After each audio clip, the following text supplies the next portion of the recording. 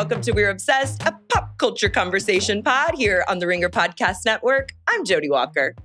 And I'm Nora Princiati. Nora, we're virtual this week. We're back to virtual. We're virtual. We're back to our nomadic ways, just temporarily. We're back to our nomadic ways. And listen, it's kind of a cursed week in terms of the things we're talking about, which means I love it. I'm super excited about the very cursed things that we're going to be chatting about today in pop culture, but it was necessary because I did need to get back to the motherland, back to Texas. Yes. You needed to get back to the land of Big Red, which you sent me and Sasha and Belle just a video of you and a soda machine. It wasn't even me. It was just a soda machine. It was just a soda machine. Daddy's home. Daddy's home. That's a place I love to go to lunch in my hometown of Waco, Texas, where I was back for my high school reunion. And I was like, oh, Schmaltz's will have Big Red. I'll send them an update. Only to go around the corner to the soda machine and find the single jankiest soda machine I have ever seen. Like the Big Red logo was like taped on to the oldest machine in the world, which really I think added to the ambiance. Yeah, I think that's how a soda machine should be. Speaking of adding to the ambiance, I do want to add that when we wonder like how many people are watching. This is a video podcast. We're on YouTube now. Like and subscribe. And as soon as we logged into our virtual recording studio, I was like, oh, I look nude. And she is. And I am. Everybody tune in. Between my hair and I look, so I got to toss it. Yeah. Sasha told me to add a necklace. So I added 3. Because if you're wearing a necklace, it means you are wearing clothes. You're That's never fully dressed without a necklace. And here I am. I like the fact that the idea of like having your hair over one shoulder, at which point it is discernible that you're wearing a shirt, was not an option. It's not preferred. It was not something that we were going to partake in. It's not preferred. It's not my preferred look. I don't know. It's okay. Look, there's a heat wave out there. We got to do what we need to do. There is a heat wave. I was in Texas. I am both a little under the weather today and also in full recovery from my high school reunion, which once again was the cultural event of the season.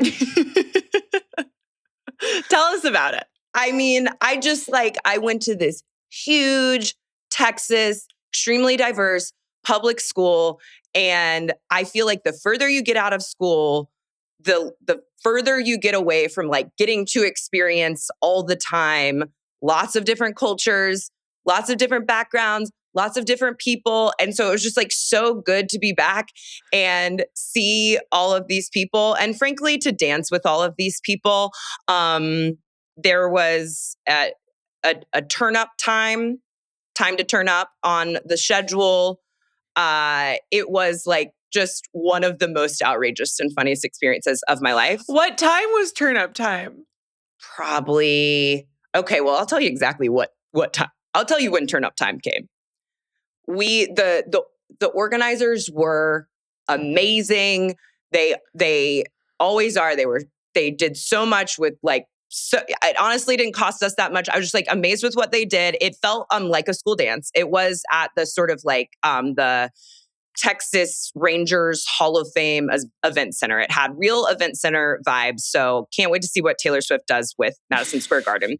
I might recommend that she put up the kind of like backdrop that you have at a middle school dance. It's kind of like a backdrop with balloons, and like a bright sort of sign, like a big banner. Yeah, like a big old banner, and the pictures are just getting bigger and bigger, so you don't even fit against the background. I would really recommend that she does that. So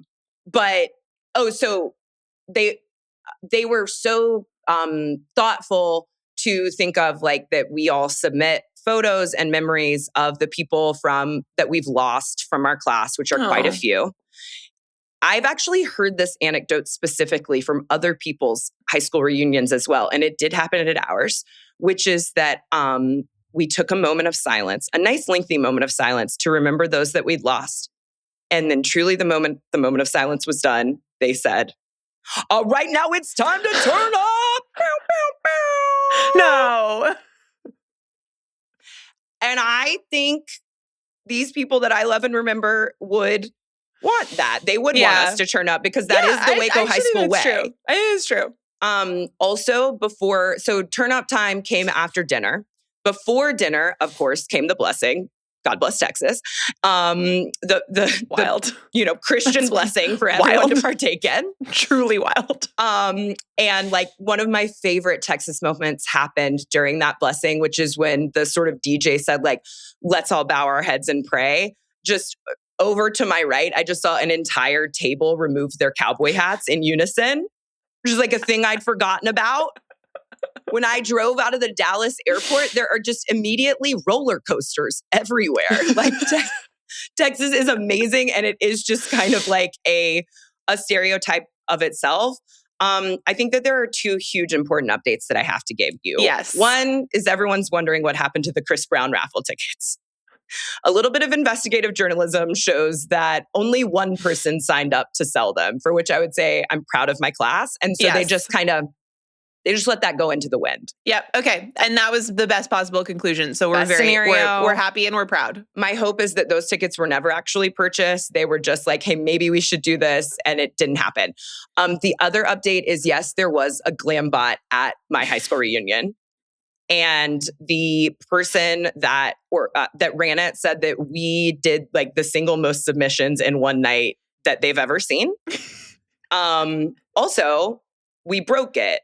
Maybe I broke it because I want to say that they were not running a tight ship. I said, what's the most people you think I can... Given what we know about general glambot operations. I know. It's like not a seamless process. And it really also, is... congrats to your high school, apparently, for being able to afford something so incredibly expensive. Well, ours was a little bit rigged together as it kept proving because our feet kept hitting the thing that spun around. And then so I was like, what are the maximum amount of people who you think can fit on this platform? So you don't think that this was glambot trademark? This was like, if you look closely, it's the glam boot. No, it was called something specific. It was like Camera 360 party time. It was not owned and operated by Sympathy Bun Glambot himself. By that guy who's rude via email. It was operated by a lovely woman who I believe needs to be a little stricter in the future. I said, how many people do you think I can fit on this platform? She said, absolutely 5 maximum. I said, I'm doing 7. And we got up there. And she said, okay. She let us, just didn't even hesitate. I'm going to be honest. I had a pretty firm hand on the reunion. I was in my hostess of nothing element. There was a station for flip cup and beer pong in the back. And I organized a flip cup game of balds versus hair.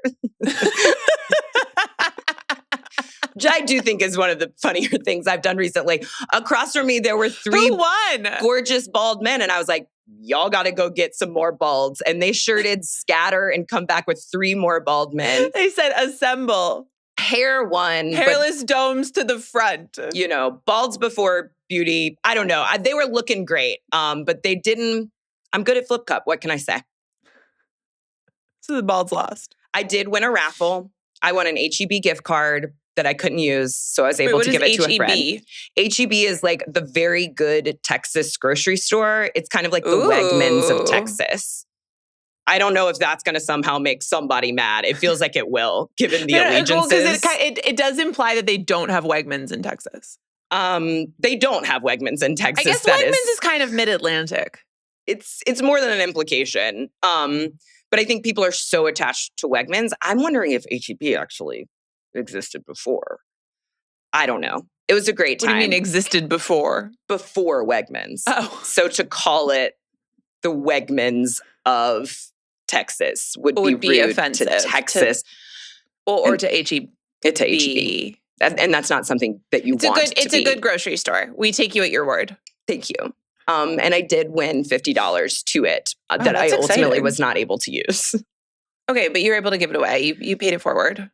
Yeah. I'm so glad I went. If you have a high school reunion coming up, I would recommend going. Okay, I won a raffle. I almost won. I would have won, came from furthest away too, because I think I was literally the only person who flew in, except this great woman named Anastasia had come from Germany. Well, presumably she also flew. No, she took a ship. I'm congratulations So to her, but I'm sorry. I know. I'm sorry. So close. I'm so sorry. close. They Maybe should have next had time. a runner-up prize I for you. agree. But I think your true prize was you sent me many photos and a video, Mhm. almost all of which presented you in a crouch. That's not a crouch, baby. That's dropping it low. Well, yeah, right. I was going to let you come to that. And because I wasn't entirely sure in still form, but yeah, no, you were not upright in a single photo. No, your girl likes to dance. And there were a lot of dancing opportunities. And my knees were aching the next day, but it was worth it. Turn up time, successful. Yeah. Turned right up. So it was great. I'm so happy for you. It sounds magical. It sounds like you had a magical experience. Really, Thank you for being our Texas correspondent. Thank you. Thank you so much for allowing me to correspond about this very specific and personal experience, which I wanted to include everyone on. And I will try to show everyone the big red soda on my Instagram. And if anybody is at the reins of the Facebook account for this reunion, we as a podcast would like to suggest that Jodi also be the featured photo, just to keep the streak alive. You know, this is actually going to come up later, but Facebook is not a safe place. And it is the place that my hometown goes to correspond. And there is a video front and center on there of me indeed dropping it low. And then when I come back up, I turn around and say, you didn't see that. And they didn't, and nobody saw it. And if you heard about it, it's a lie. But Nora, other than my high school reunion, cultural event of the season, you also had some updates for us, as I like to call it, fearless feedback. Yeah, well, we've been getting, we got a lot of feedback from last week's episodes. And some we asked for, some we didn't predict. Yeah. Well, first of all, and genuinely, thank you for this to the corporate queens, because they have spoken and we are listening. Don't put your photo on your resume. It turns out that is definitely a no-no. It is something that the Knicks trash can stealer, as a former DEI executive, seems like she really should have known. This is what was shocking. Yeah. The conventional wisdom shared with us in the comments and in our DMs, which makes a ton of sense, is that you're not supposed to put your photo on your resume, because in situations where either companies or applicants are trying to guard against implicit or explicit, I guess, bias, it is not a good idea. And that makes all the sense in the world. And it's strange to me that woman didn't know that, given her job. But she presents a lot of mysteries.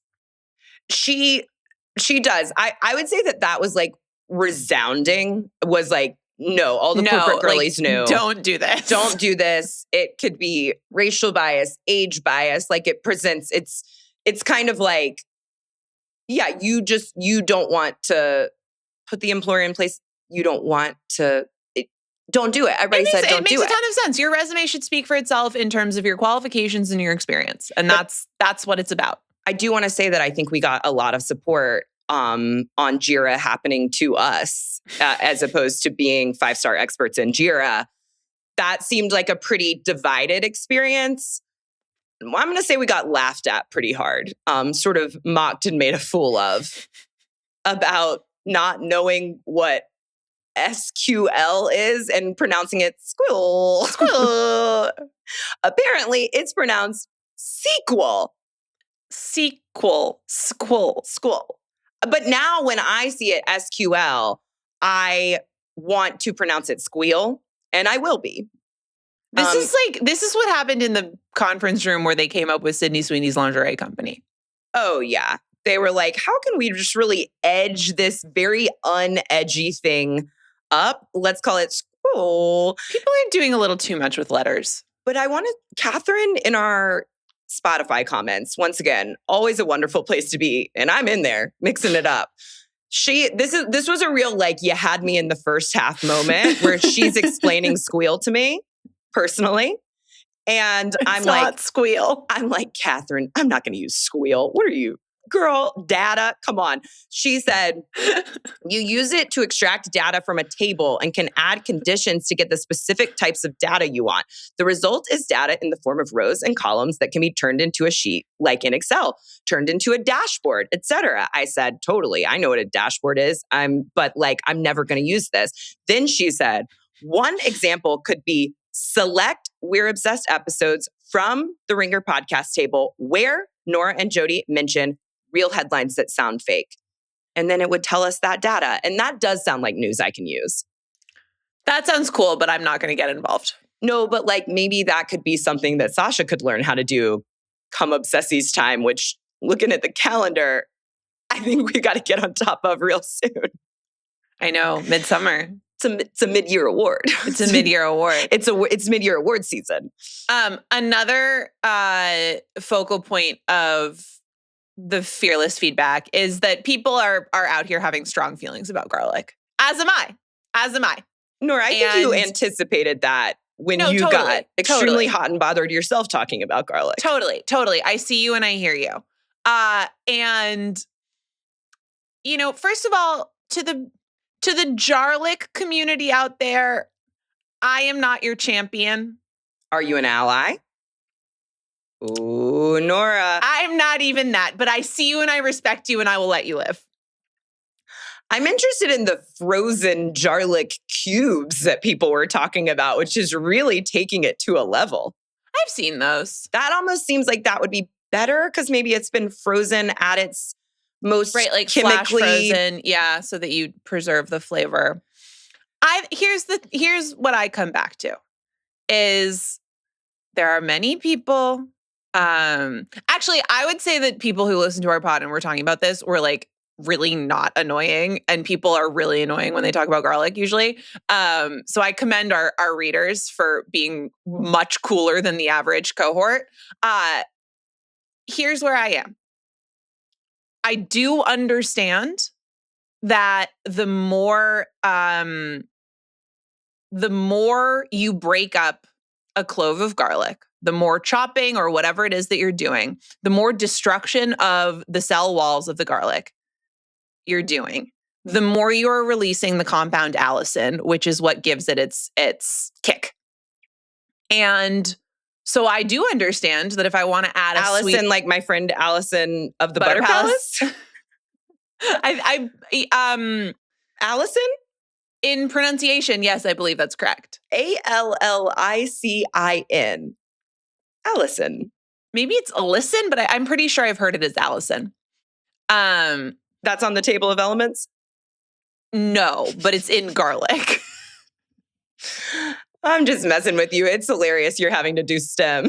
What I understand is that if I want to add a sweeter type of garlic flavor, I should, little slices, as opposed to if you finely dice a clove of garlic, you're going to get a more pungent type of garlic flavor. Here's where the people lose me. You will never convince me that, because all of these people are fine with a microplane, but not fine with a garlic press. This is what I'm wondering. Or are the people who are fine with a microplane not that crazy about it? They're just this is the easiest way to do it. Because I don't think so. Okay, there's some it's a morality out issue. There who they feel that microplaning garlic is morally superior to using a garlic press, which, by the way, I think microplaning garlic is a more pleasant experience than using a garlic press because cleaning a garlic press sucks. I'm actually not a garlic press user. I feel crazy when you were trying to stand up for a community that you confessed after we recorded you're not even a part of. I'm not even a part of. I see Get out of the streets, here Nora. Saying that they are smashing their cloves of garlic with the back of a knife and dragging it across a cutting board so that it forms a paste. They are people are doing the most disgusting. They are mutilating their garlic. And then they are coming for the garlic press people. That's somehow so much worse. And I will never understand it. And actually, what I want to say about the feedback we got is I appreciated so many people in our comments and in our DMs standing for reason on this topic. Thank you very much. I cede my time.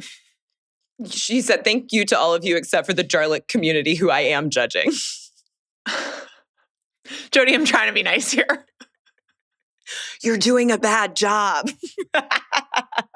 I knew it would go this way. I did know it would go this way.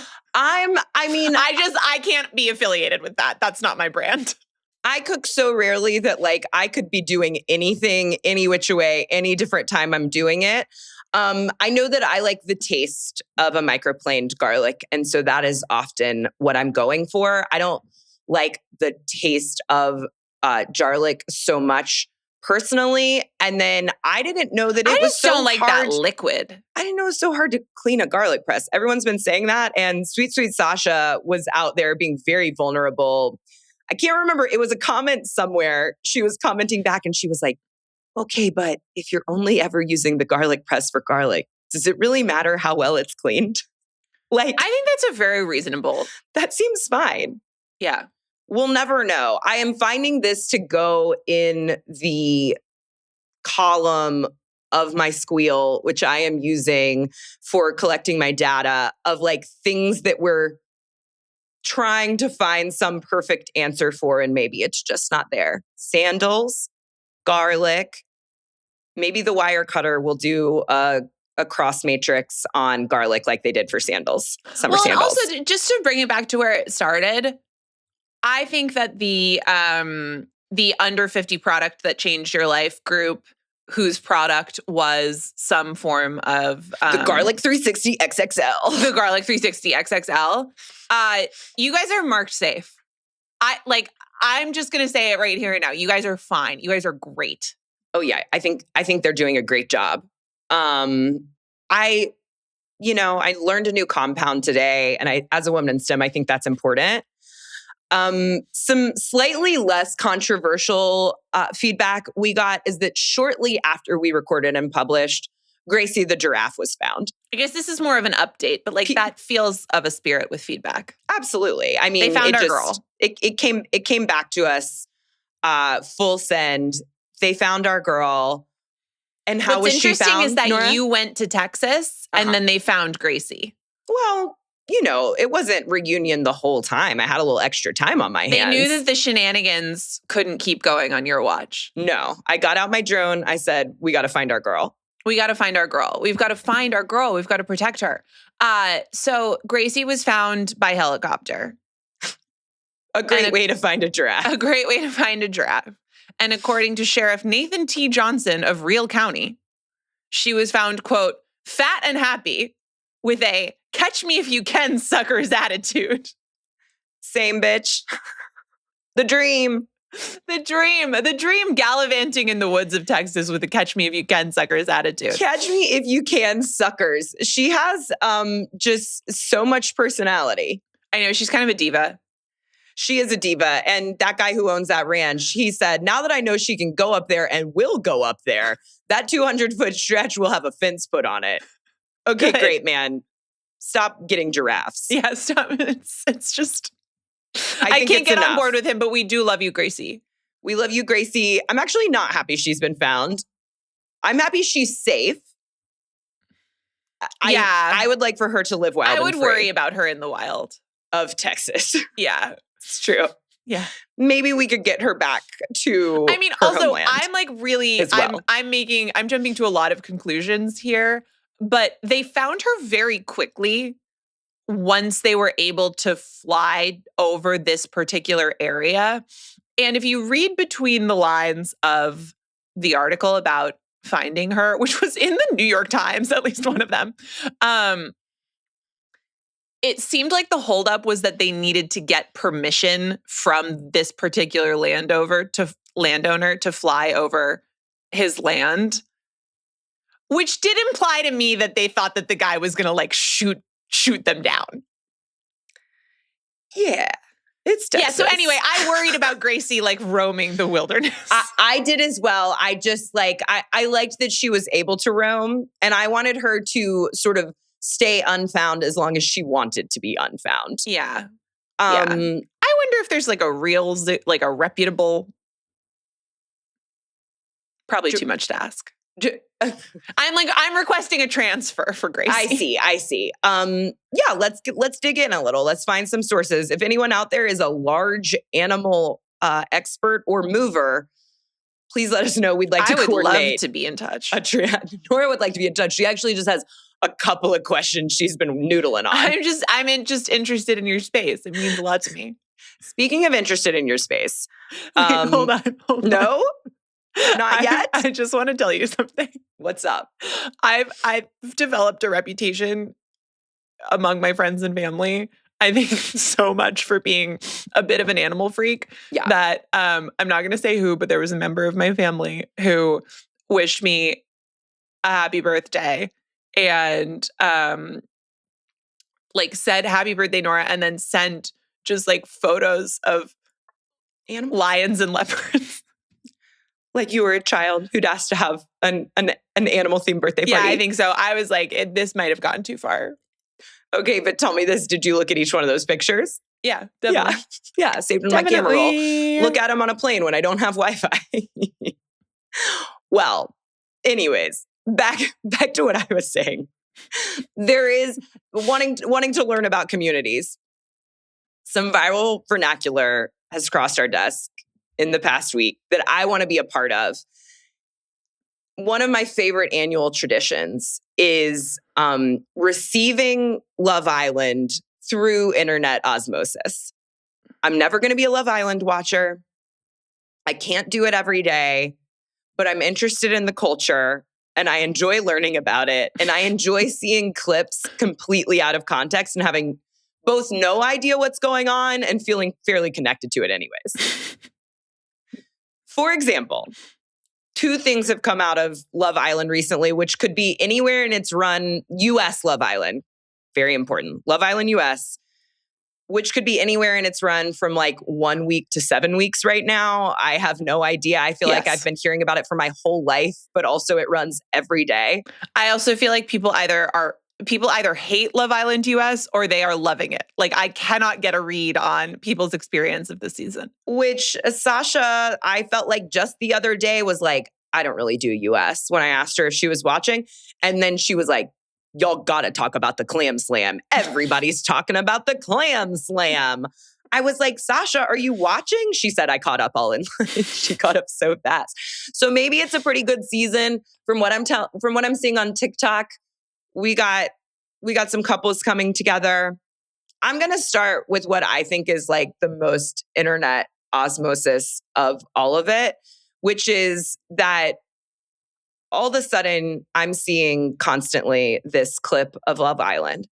And I have no context for why all of the girls are in a giant cake with their heads coming out of holes in that cake, all wearing chef hats. And I'll never know. And don't tell me. And I have no context for why the men are then throwing cake at them. I don't know how this leads to love. I don't know if it's antagonistic or bonding. I don't know if they win money on the other side of this. I do not know, and I'll never know. Is it erotic? Is it romantic? Is it ideally both? Vitriolic? Sure. Ultimately, what is hilarious, because the vernacular that's gone extremely viral is this woman, Trinity, who seems great. And I say that because I've seen a TikTok of her and her chosen man, Bryce, who cried when they were away from each other because of whatever Casa Amor is, I think.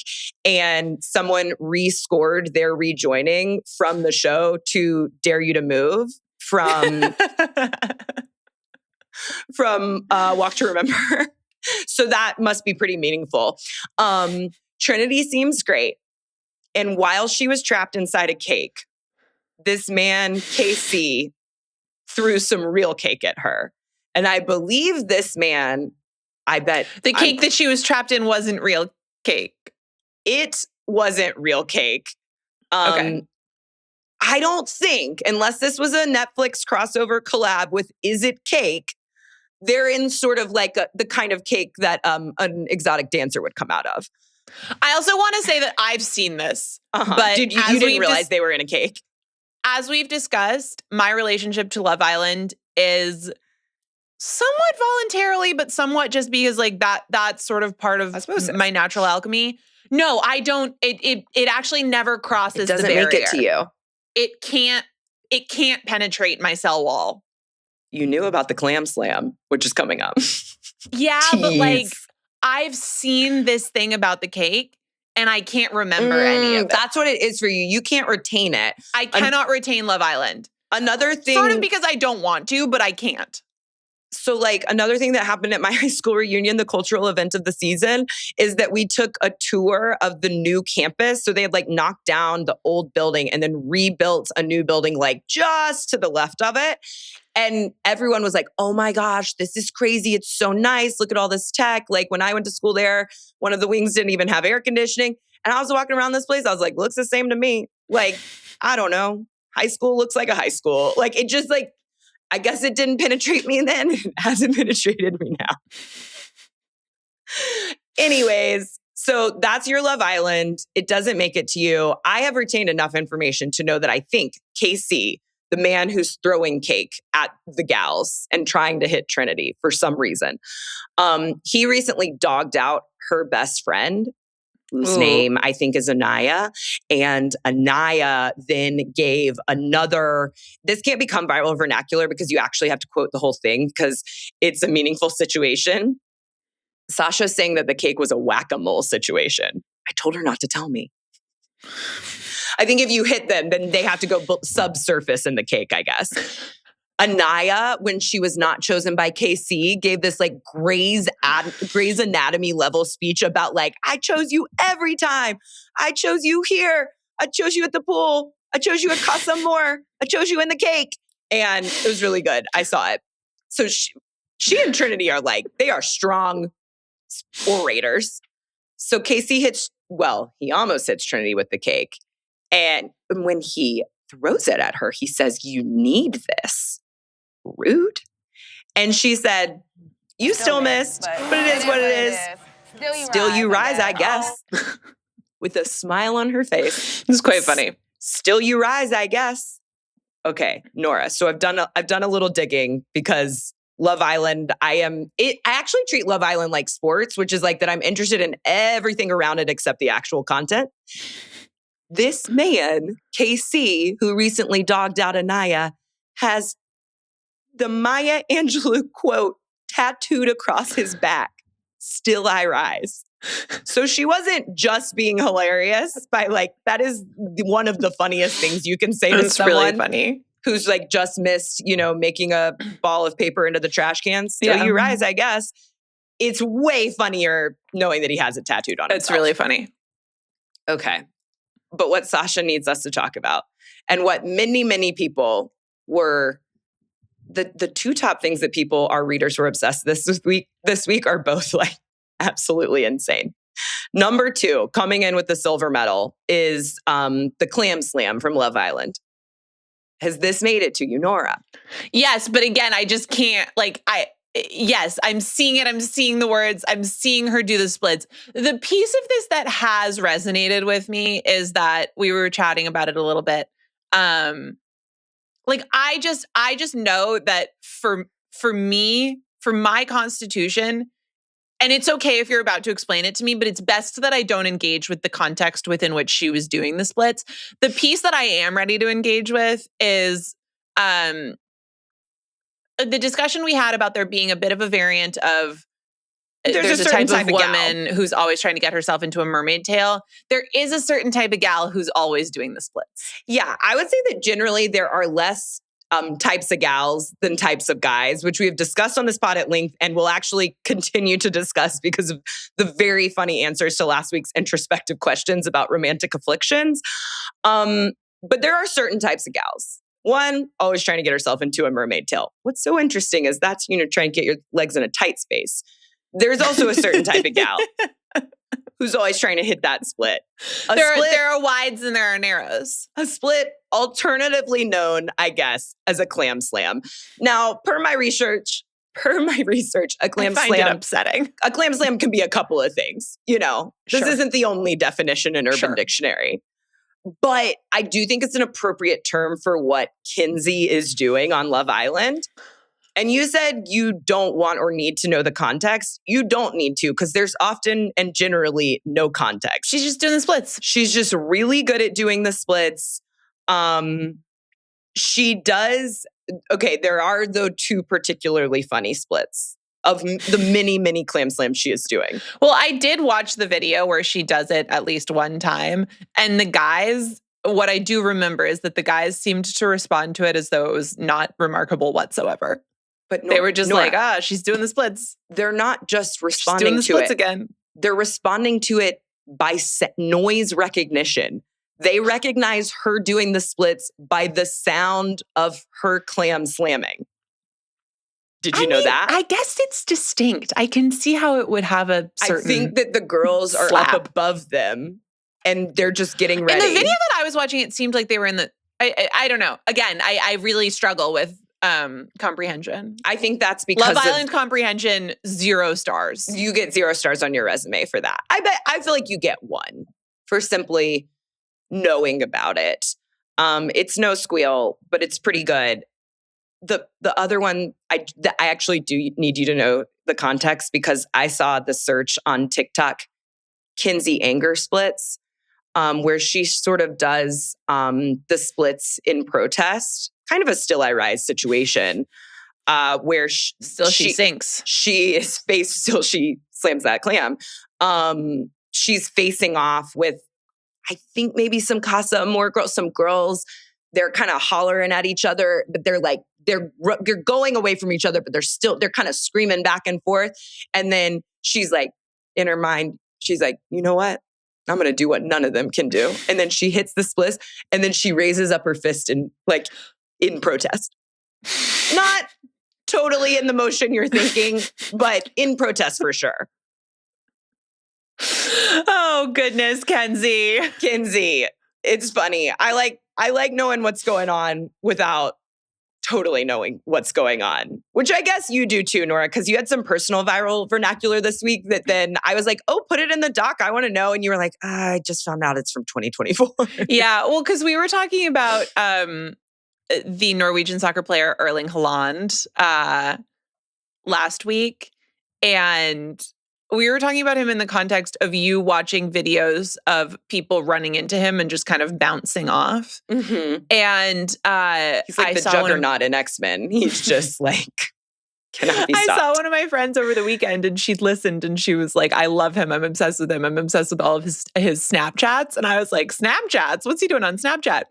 And she told me this story that became instant viral vernacular for me, which involved him on a plane posting a Snapchat. He was on a plane with the team to Orlando, and he posted a picture saying that he was going to Orlando, except he misspelled it like Ornaldo. He said, Ornaldo next. Ornaldo next. It's just like a picture of his face. And I guess he got some heat for this. And so then he posts again, and it says Orlando with then like 50 asterisks. Not even allowed to write something wrong now in this perfect world. Sorry to all the perfect brothers and sisters out there. And sorry to all the perfect brothers and sisters out there. Once I heard that, I was immediately saying that 40 times a day and have been since. I need us to have like a word art GIF of sorry to all the perfect brothers and sisters out there for like every time we are corrected about something. Sorry to all the perfect brothers and sisters out there. Probably we couldn't have totally known or didn't need to know. Sorry to all the perfect brothers and sisters out there. We didn't know squirrel. The idea of this Norwegian professional soccer player knowing even what Orlando is, let alone being able to spell it, is exactly like me knowing what squeal is. It should be called Ornaldo. That's a great name. It's a great name. He's perfect. Sorry to all the perfect brothers and sisters out there. I love him so much. He is funny. Yeah. He also, like, he has such a round face. It just makes me giggle. I know. I saw pictures of him a little younger when he didn't have the slick back Amanda Batula bun. Mm-hmm.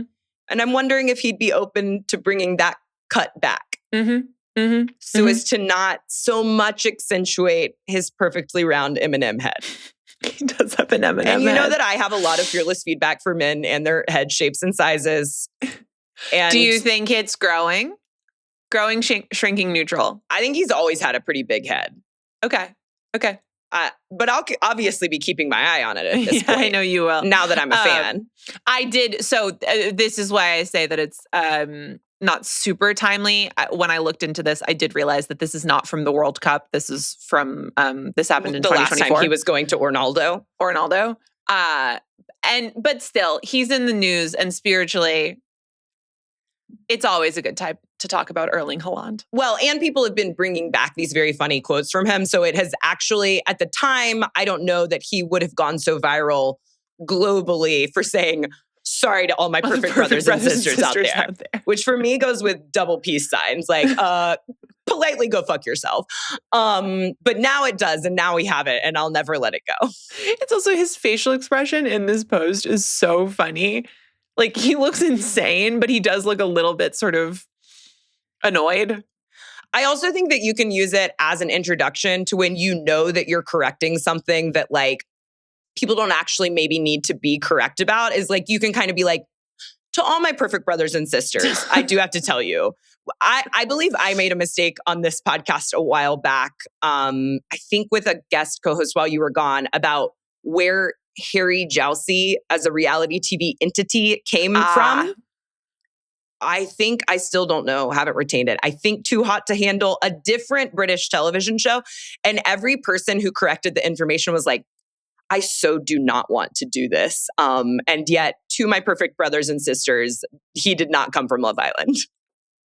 I have this information. I like that. You need to have it too. I like that this show is like I think that we've done a good job of establishing that we believe that knowledge is power and we want to understand, because nobody who well actually is us doesn't preface it with like, I just don't want to be this guy, but I do want to tell you. And you're all perfect. Still you rise into the comment section. You rise, but you are the perfect brothers and sisters out there. What I would like to say is, like, knowledge is power, and I don't always need or want to be powerful. Sometimes I do, and sometimes I don't. It's like, if I know this much about Club Chalamet, I cannot know that much about Harry Jousey. There are wins and losses to this kind of culture and this kind of knowledge. And this week, Nora, on the Wednesday episode, can you believe it? We have a Wednesday episode. We have really been dealt a cursed hand.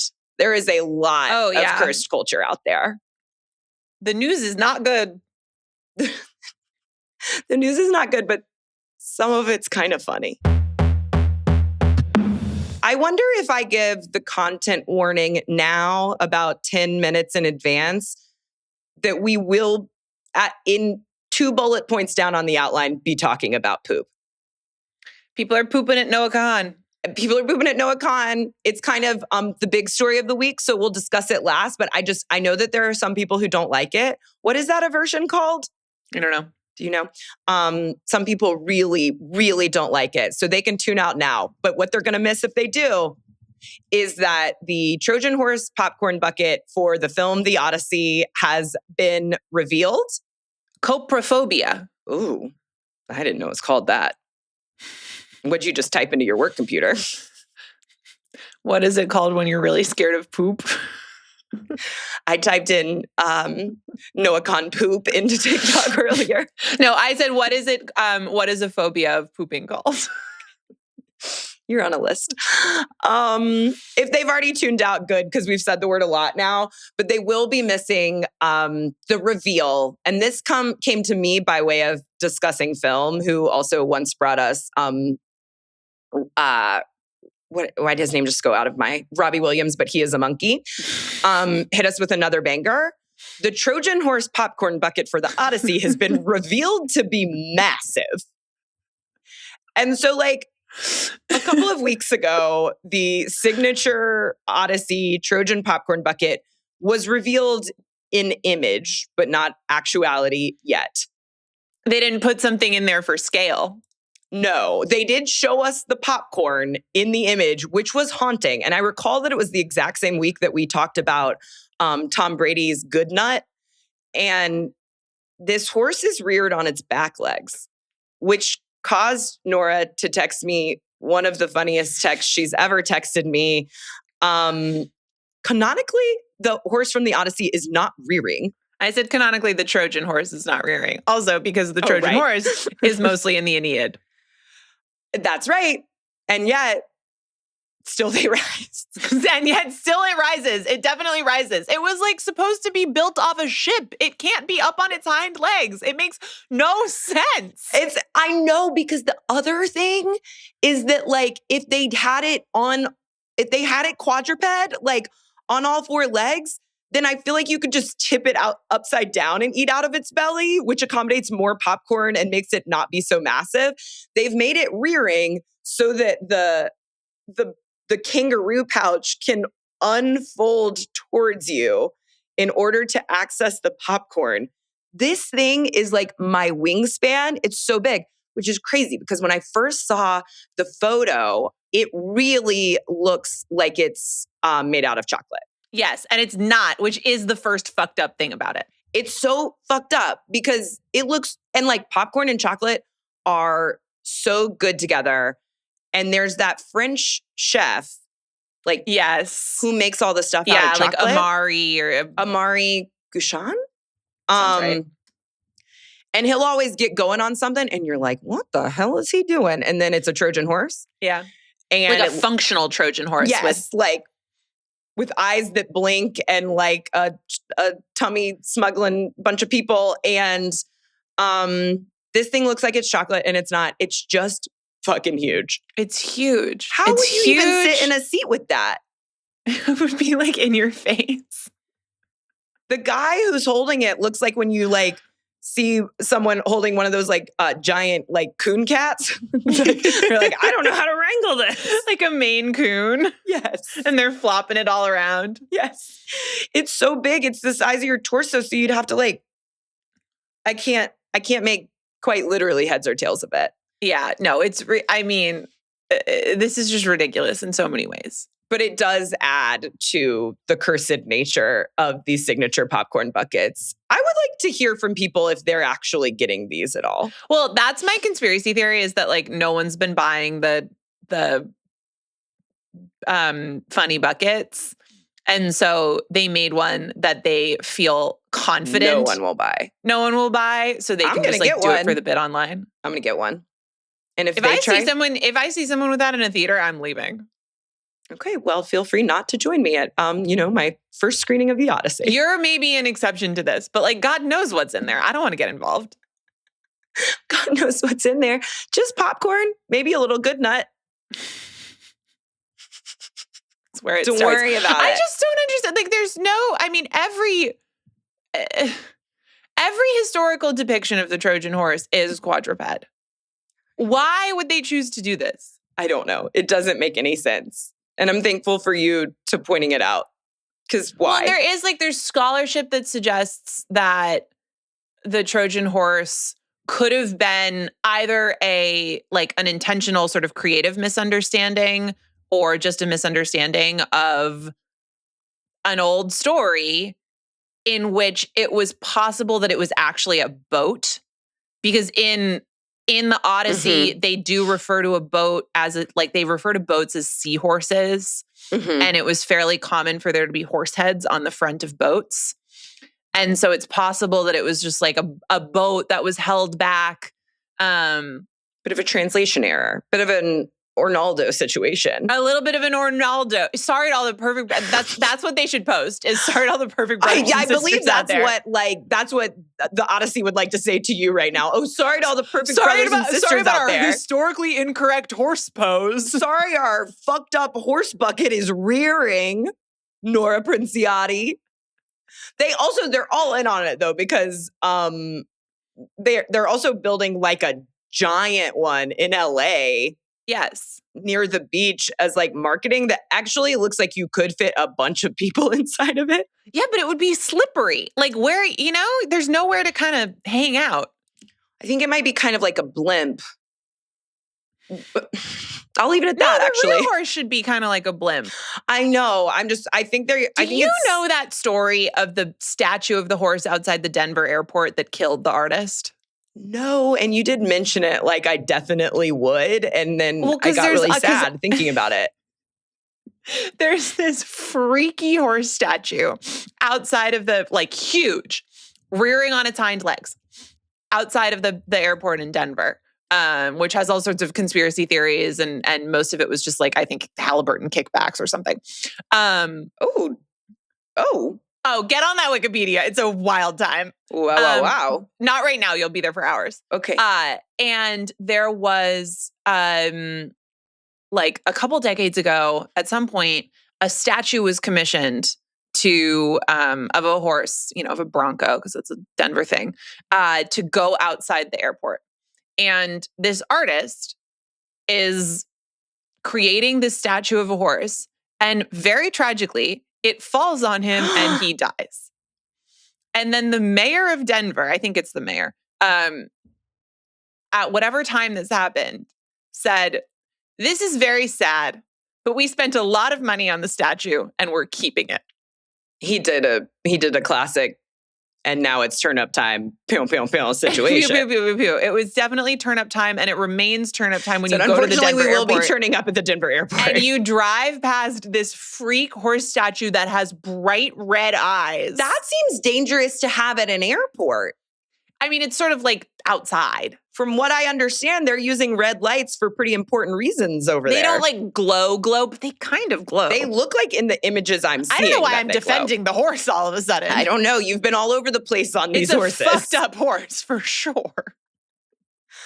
Wow. Sorry to all my perfect brothers and sisters. Still, that horse rises for sure. It is. You're totally right that is the exact shape they've chosen. Yes. For the. Are you looking at? You see the eyes? Oh, I saw the eyes. It's creepy. It is creepy, an unsettling horse. I honor the art. I honor the artistic vision. And you making me go from that to our next story is also extremely. And now it's turn up time, situation. Which is that I really like the inspiration. The horse bucket's fine, whatever. Really starting our curse news this week is you've heard of Goggins goggles. Now get a hold of Kylie Jenner surveillance specs, which are that Kylie Jenner has joined with Meta. She's done a collab. She's collabed with Meta and posted a picture of herself and Mark Zuckerberg in a carousel to make a signature pair that comes in a couple varieties of Meta glasses, which are basically like the great value brand of the previous Meta glasses that have come out. There was the collab with Ray-Ban that were at a higher price point, and now they're basically making rolling out the generic version of Meta glasses that are not in conjunction with Ray-Ban or Oakley. I think they're done by they're still done company. By the parent company, which is does have a really wild name. It's like Lux Exotica or something. Essilor Luxottica. Yeah, there you go. Which I think is the compounding garlic. Is still making these glasses that's it literally is like Kirkland's signature. It's they're the same thing. We're just not putting Ray-Ban on it anymore so that they can be $299 instead of $399. And they are collabing their Kirkland signature, which I know people are mad out there because people love Kirkland signature and it is good. And I won't bring AI into the Kirkland situation. They are collabing with Kylie to make the Starfire edition, which features a tiny gemstone on the lens for a bit of sparkle. And also, I guess, to kind of cover up that these fucking glasses are recording you. Are filming everybody. They are putting us in a surveillance state. First of all, there was a viral tweet that called them Cybertrucks for the face, which is really, really, really good. Yes, which is quoted in a Mother Jones article that I really enjoyed reading about this and made some strong points with the headline, Kylie Jenner and Meta deserve each other. And it sort of like draws the comparison between the time at which we thought, or some people thought, that like Google Glass and King Kylie were like where culture was headed. And ultimately, both of those things have revealed to not be true. And that it's sort of interesting that that Kylie Jenner is still a really successful influencer, but that like her makeup line, it did not have the success that it promised, and it did not maintain it. Her clothing line that she's launched hasn't done well, has not done well. And so like, what exactly are we prescribing here? And it just like, it's a like shitty look on her. I'll quote that Mother Jones article again, which says, as for Jenner, the influencer remains relevant, and a willingness to cozy up to the worst people in any given room appears to run in the family, which I thought was a pretty strong point. I think that like, Club Chalamet has really had to deal with this coupling between Kylie Jenner and Timothée Chalamet. And for the most part, I've been like, no, that actually makes sense. Like, he is not the sort of French artiste that he seemed, when coming out of Call Me By Your Name. Yeah. He is a bow, bow, bow kind of bro. And yet, he is an artist.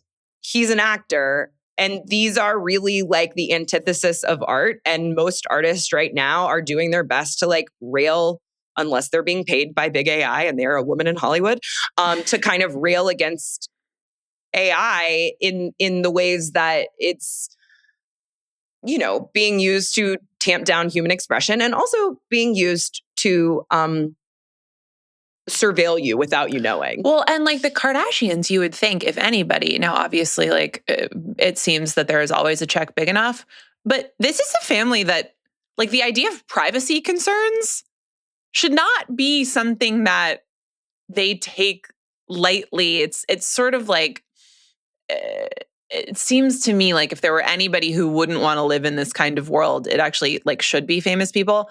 But it should be all of us. Timmy, so there was a launch party last week in New York, and that's what Kylie was posting from and posting with Mark Zuckerberg, which is insane.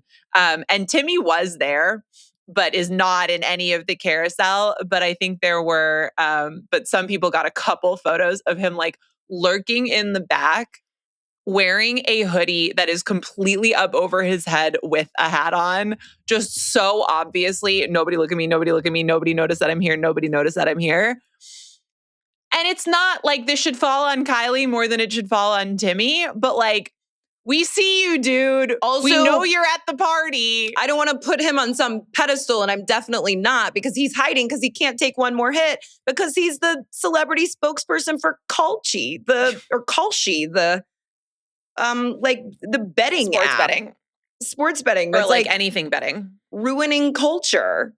Yeah. The AI surveillance girlfriend, sports betting boyfriend thing feels sticky to me, unfortunately. Feels a little sticky. I don't know if you saw the full commercial that she did. Oh, I sure did. It's insane. So like, first of all, it's Kylie kind of like doing a day in the life, walking around, filming her life and showing it to you from the perspective of her surveillance specs. And eventually she goes and spray paints the launch date of the sunglasses and XO Kylie on a billboard for them. And like, that's what happens. First of all, it advertises as groundbreaking applications of this new technology, things including enabling her to take photos, mm-hmm. and allowing her to listen to music while walking. It also shows her, she gets like hands-free. Hands-free. Oh, hands-free. The diff. Although I believe that there is still a hand component. Well, you got to put them on. But also there's some mechanism for how you like tell it what to do. Well, you say like, and after she does the spray painting in the video, in the commercial, she's like, hey, Meta, take a picture. And so the thing is, it's like, I was, who wants to walk around sounding like a freak? I'm sorry. I Who's was doing like quietly voice recording a text message because I was like kind of in a hurry the other day. And I was like, this is the worst thing you've ever done. Stop doing this. Like, I don't want to be talking out loud saying, hey, Meta, take a photo. I'm scared now that they're surveilling me just because I said, hey, Meta. Oh, God. Which I mean, it should. also, like, at what cost, right? Like, these things are horrible for the environment. The privacy concerns are massive. And we're being told that this is awesome because she can speak to direct that someone take a video of her assistant handing her flowers instead of just doing it on her phone. Let's break down a little bit more like what we're being told is awesome. I'm like, did Kylie Jenner have any say in this commercial? Because it makes her life seem extremely trivial. Like, as we're watching it through her point of view, through her Meta glasses, she's painting her nails above a bathtub. She's freestanding painting her fingernails, a wild choice. She's being told by a collaborator, like, hey, the new product is ready. And then that person puts the lotion on her hand, puts the lotion on the skin, puts the lotion on her hands so that she can rub her hands. Like it really is like a freak show of a commercial. Yeah. And then it shows her being handed these flowers. And it's like, this is the person who needs to live a hands-free life. Right. She's not handling anything. There's also a portion, there's a shot where there's a bunch of mail.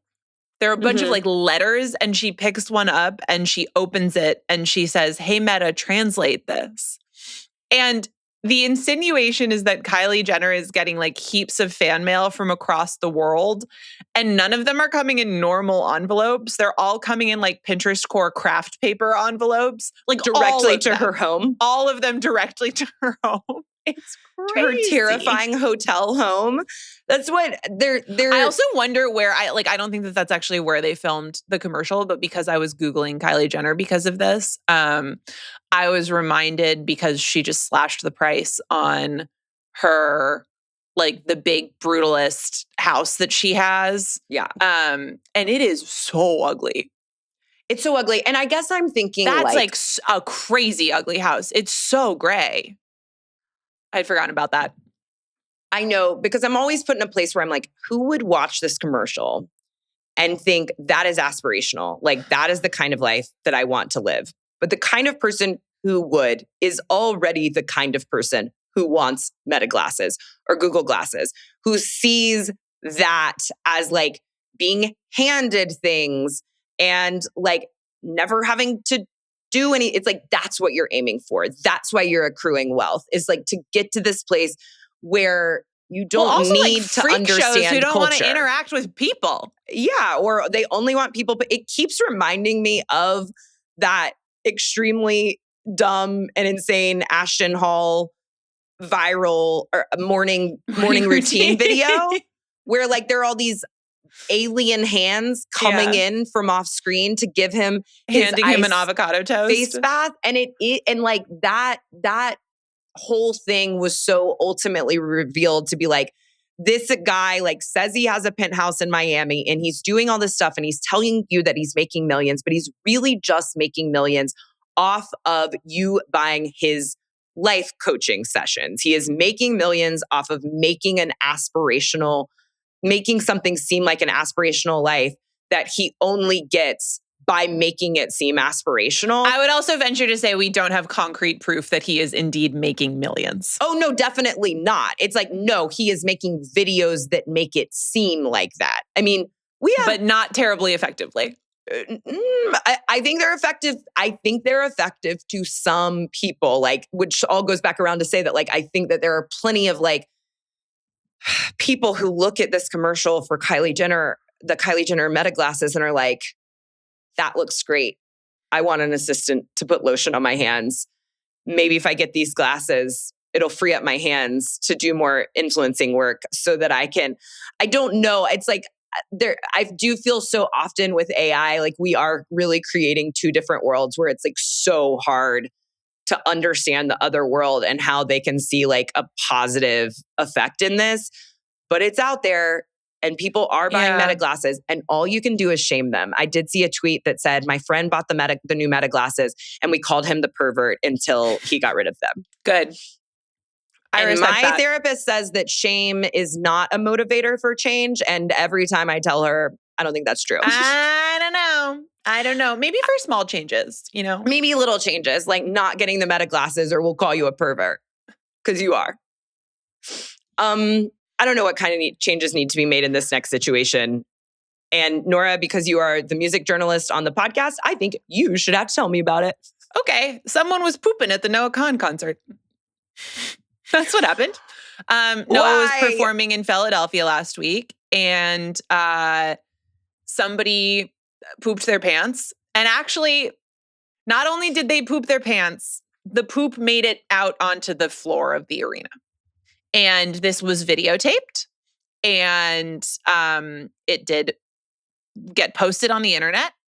And then at Noah's next tour stop, he had to, first he posted, if you have to poop at a show, please, dear God, just go to the bathroom, LMAO. I've pooped my pants as much as the next 29-year-old. I want to come back to that. Yep. But sure you guys got to understand there's a venue worker out there with a 1,000-yard stare after dealing with that. I shit myself on stage in Charlottesville, but that's because I am dedicated to my craft.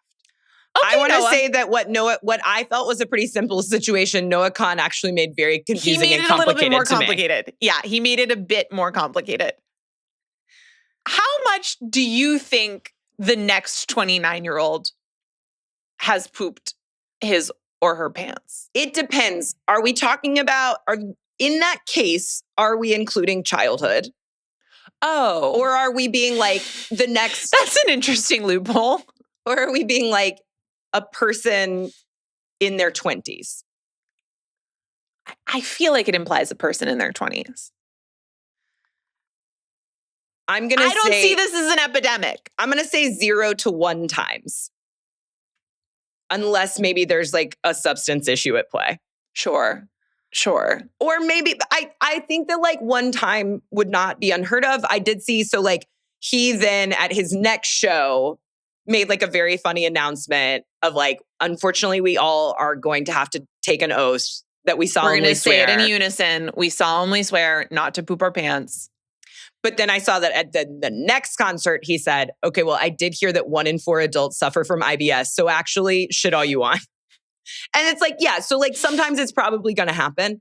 But the lore on this is a little bit crazy once you get into it. Like, I don't know how much I really want to talk about the specifics, but the specifics are out there and they are coming from like credible sources, like young women who are putting their faces on screen, who are not otherwise viral creators, to be like, we were sitting behind the pooper. It was not an IBS situation. It was not an emergency. It was she didn't want to leave her seat. And so she just discreetly did her business, shook it out onto the floor, and then just like went about listening to The Great Divide or whatever. And it was awful for the people, surrounding people. And they had to go get security guards and be like, the one girl who I saw like tell the whole story. She kept saying, like, there's like real human poop over there. She kept calling it human poop as if to say like a dog did not come in here on the loose. And then the mid-concert solution was that they covered it up in kitty litter. Yeah, that's tough. And then there was this one I feel is a little less accredited, but then there was like a further contribution to that group who all like trauma bonded. It sounds like everyone in those floor seats kind of trauma bonded over what was happening. That in fact, that girl wasn't even supposed to be sitting in that seat.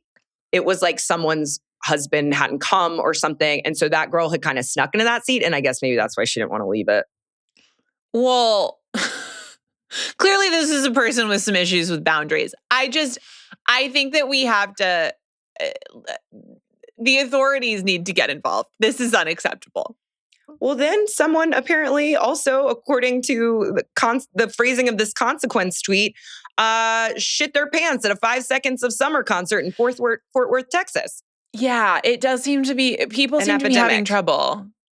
I don't really understand. Like, look at the set list. You figure out your song, that it's okay. You can miss it. I mean, we all know this didn't happen at the Eras Tour. It was 5 hours long. Do we know this didn't happen? Okay, I do have to say, when I first heard this, I was kind of like, does this not happen? It feels like it could happen. Well, I mean, I think this story is getting a little bit mischaracterized, including by me. Wasn't Olivia Rodrigo talking about people wearing diapers at her concert? I think people do wear diapers to Olivia Rodrigo concerts, and you all need to get a grip. Which is also not a solution. The solution is go to the bathroom. Go to the bathroom. Just go to the bathroom. Go to the bathroom. Go to the bathroom. This kind of fandom is not worth it. Yeah, no, it's not. It's not. It's okay. It's going to be okay. You can still be like a human person and go to the show. The issue is not that someone pooped their pants at a concert, which I will say I don't think happens often. But yeah, I bet like over the entirety of the Eras Tour, I bet someone pooped their pants. Yeah. But it didn't wind up on the floor. Mm-hmm.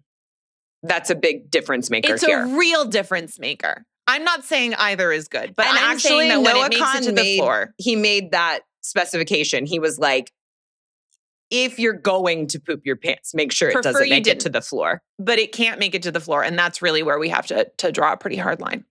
You know, some things you don't learn until a little later in life. Some things you learn early. And that probably does bring us to our introspective question this week. Learning lessons is where we've come. Last week, we asked, what is your romantic affliction? What is your type of person that you know will get you in trouble? And yet you've done it enough times to know it will get you in trouble. Time and time again. Your affliction you always come back to. Oh, and we got some good ones, Nora. Some real funny ones, and only a couple of requests for Anon, please. But I know people, to be clear, a couple of requests. Yeah, a couple of requests. And we understand. We're always happy to anonymize. I would just like to shout out Lizzie, who affirmed me in my affliction for lurches. Also, my friend Lane, who texted me and said, I'm listening to your romantic affliction and I will be holding on to my husband a little tighter. And I was like, his ass is a lurch. But I never even noticed. So funny. Because I've learned my lesson. I know. I do my best not to go for lurches now. And Lizzie said she is always having to explain who John P. Reynolds is, which is also my affliction. Sort of a similar vein, Colleen told us that her romantic affliction is men who look like Linguini from Ratatouille. Thankfully, my fiance could not be further from that archetype, but the Linguini's got my ass over and over again. Linguini's got my ass. Viral vernacular. I want to venture a suggestion that maybe that's just Josh O'Connor. It is Josh O'Connor. But I bet it's she's experiencing IRL Linguinis. Yeah, she's finding them in the wild. It's a Josh O'Connor variant out there. The one from Jules is my favorite. My romantic affliction is the student council president. Such a type of guy. It's such a type of guy. It's such a specific type of guy. I totally understand this. I went after both high school and college and only managed to nab the high school version because I was incredibly out of his league. I made such a fool of myself over the college version. My friends still joke about it today, and it's been 12 years. My high school salutatorian era self needed to be in a power couple IDK. Really funny. As someone who's been thinking about my high school self a lot this week, I really relate to that of like the things that you felt were so important when you were 18. She was like, I got to be in power couple. I got to get this president. We're going to be the Obamas. And then later it's like, bad idea. Bad idea. Such a bad idea. It was a whoopsie. We got an Anon submission that I love. Their romantic affliction is a Libra woman. When they give you their attention, it feels like being God's favorite child or like basking in the sun. But when they're away or with someone else, the cold is enough to bring on seasonal depression. Keep me anonymous because I learned my lesson and married an Aries. And then in parentheses, and we all know what they say about Aries. I don't, Anon. I don't really. I don't know. This is not like my affliction. There's a wrath of an Aries, I suppose. if this were discovered. So keep this anon. Yeah, keep it anon. Keep it anon. We don't want you to get in trouble. Another one that I love, the handle is the franchise _. My romantic affliction, and I am in deep shame for saying this, but it's gold chain guy. I swear, every guy I've dated wears a gold chain, even pre-normal people when it was made trendy. Good call out. I once dated a guy who wore 2 gold chains, and my friend was like, yeah, he's cute, but the chains. And I had to break it to her that it was a pro, not a con for me. And like, that is when you know that it's an affliction, is when you have to be like, no, that's what I like. Unfortunately, this is kind of doing it for me. This is why I'm in not just 1, but 2 gold chains. Okay, I have now been introduced to, I guess, like a physical classification or a type of guy that actually a couple different types of guys that I didn't know about that, Nora, I wonder if per your education and culture, you already know about. Another anon, their romantic affliction. Division I offensive linemen. Current while in college, former after college, always age appropriate. I did end up marrying a wonderful one, but I somehow found 4 in my dating years, truly without seeking them out. And that's like a fairly limited number of men. That's such a specific affliction. Yeah, I mean, large and protective. Somebody else has said... and successful. Somebody else has said defensive linemen, which is actually a little bit different. Okay, because that person said, and they didn't say anon, so I'm going to say Philip. I used to go on second dates with the dumbest men if they were built like a defensive lineman. But like, if I think about a defensive lineman body type, that's like big, really muscular, like really strong. Okay. Like kind of Jason Momoa vibes. And what's an offensive lineman like? It's a little more on the chubby side. It doesn't have to be so, it's like, it's we're a going little less sheer size. Sinewy. Yeah. There's obviously athleticism at play. Absolutely. Okay. That is interesting. And it depends, right? It depends. But archetypally, that's where my head goes. Okay, I got to give a shout out to another non-anon, our girl Katie, who left her name in.